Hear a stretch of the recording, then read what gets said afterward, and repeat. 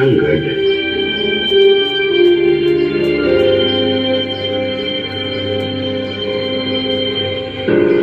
Panginoon, turuan mo po kaming maging matapang at hindi nalulukuban ng takot, disiplinado sa nakabababa o nakatataas man.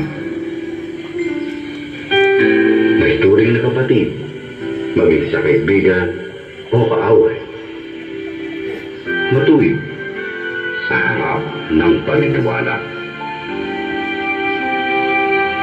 Panginoon, turuan mo po kaming maging matapat na tagapagtanggol ng naapi, titing na tagapagtaguyod ng bandilang Pilipino, may kalayaan at pagkakaisa. Mabuti, hindi naghihintay ng anumang kapalit at hindi nagtatanim ng galit.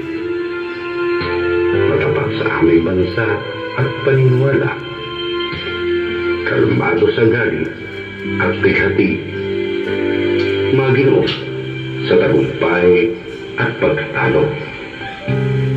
Taigting, walang pag-iimbot at walang pagkapalalo. Panginoon, isinasamo namin sa iyo.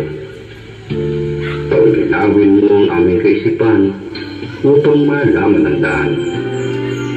Bigyan liwanag upang makita ang daan. At ng lakas upang tahakin ang daan. Amen.